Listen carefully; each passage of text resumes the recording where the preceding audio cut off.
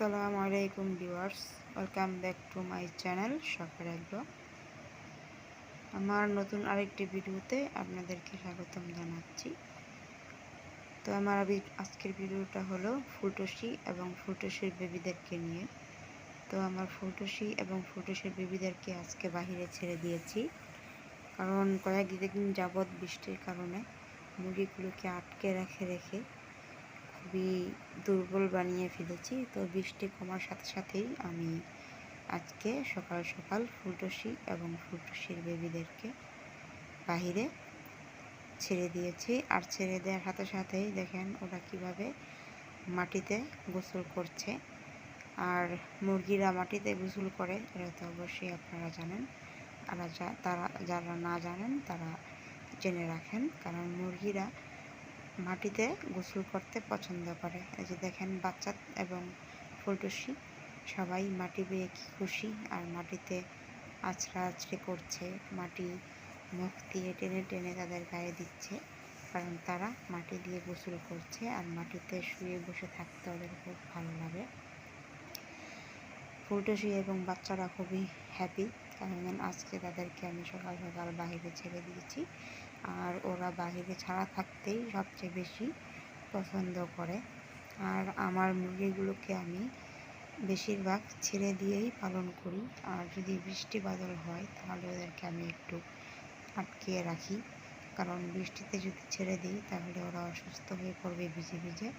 এর জন্য তখন আর ছাড়ি না, আর নয়তো রোদ উঠলে আমি ওদেরকে বাহিরে ছেড়ে দিয়েই পালন করি।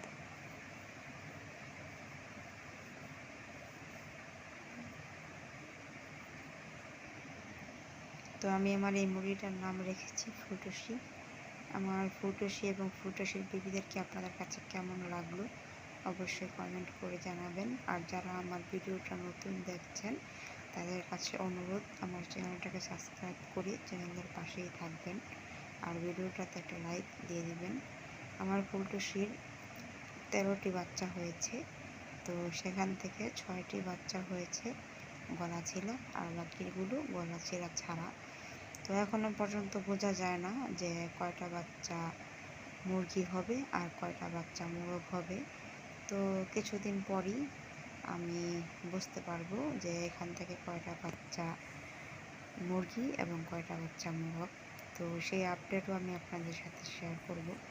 আমার এই চ্যানেলে আপনারা মুরগি বিষয়ক সমস্ত ভিডিও পেয়ে যাবেন, কিভাবে ছেড়ে মুরগি পালন করতে হয়, তারপর মুরগির বাচ্চা ডিম থেকে কিভাবে ফোটালে ভালো হয়, মুরগির বীজ ডিম চেক করে মুরগি বসানো, তারপর মুরগির বাচ্চা ফোটার পর মুরগিকে কোন সময় কোন ভ্যাকসিন দিতে হয়, মুরগির বাচ্চাকে কোন খাবার খাওয়ালে দ্রুত বড় হবে, মুরগির জন্য কোন ঔষধ কোন রোগের জন্য ভালো হবে, এই সমস্ত ভিডিও আমার চ্যানেলে পেয়ে যাবেন।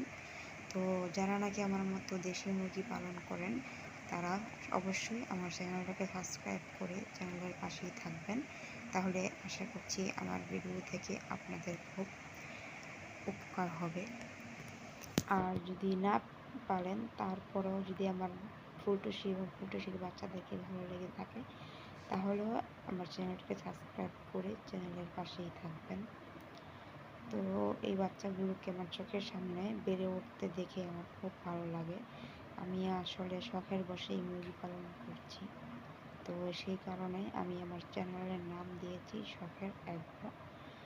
তো সবাই আমার চ্যানেলের পাশে থাকবেন আর আমার ফুলটুসি এবং ফুলটুসির বেবিদের জন্য দোয়া করবেন, যাতে ওরা সুস্থ থাকে, সহি সালামতে বড় হতে পারে।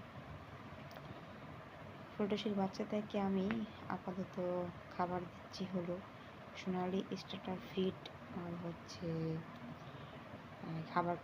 খাবার পানিতে আমি লাইসোবিট আর কোসোমিক্স প্লাস মিক্স করে খাওয়াচ্ছি, যাতে করে বাচ্চাগুলোর রোগ প্রতিরোধ ক্ষমতা বাড়ে আর সুস্থ থাকে এর জন্য। আর এমনি খাবার হিসেবে আমি সোনালি স্টার্টার ফিড দিচ্ছি, যেটা সোনালি স্টার্টার ফিডটা খাওয়ালে কী হবে, মুরগির বাচ্চাগুলো দ্রুত বড় হবে, সুস্থ থাকবে, বেশি একটা রোগ হবে না, এর জন্য আমি সোনালি স্টার্টার ফিডটা খাওয়াচ্ছি।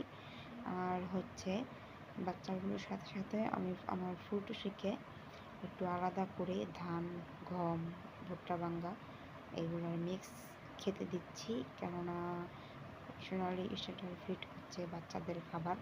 এগুলো যদি আমি ফুটুসিকে খাওয়াই তাহলে আমার ফুটুসি দুর্বল হয়ে পড়বে। এর জন্য আমি ফুটুসিকে একটু আলাদা করে ধান, গম, ভুট্টা ভাঙ্গা এগুলো খেতে দিই। তো খেতে দিলে কি হবে, ও খায় না, শুধু খালি বাচ্চাদেরকে ডাকে বাচ্চাদের খাবারের জন্য। ও বেশি একটা খায় না, ওই বাচ্চাদের সাথে সোনালি স্টার্টার ফিডটাই খেয়ে থাকে। তো তারপরও আমি চেষ্টা করি যাতে ওকে একটু আলাদাভাবে যত্ন নেওয়া যায়, তাহলে তো ফুটুসি সুস্থ থাকবে, ভালো থাকবে। এর জন্য তো ও যতটুকুই খায় ততটুকুই আলহামদুলিল্লাহ।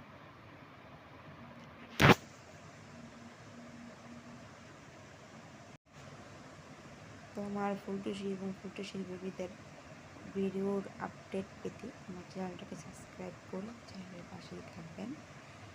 তো আজকে ফুটুসি এবং ফুটুসির বাচ্চাদের ভিডিও এ পর্যন্তই। সবাই ভালো থাকবেন, সুস্থ থাকবেন। আমার পরবর্তী ভিডিও দেখার অনুরোধ রইল। আসসালামু আলাইকুম ওয়া রাহমাতুল্লাহ।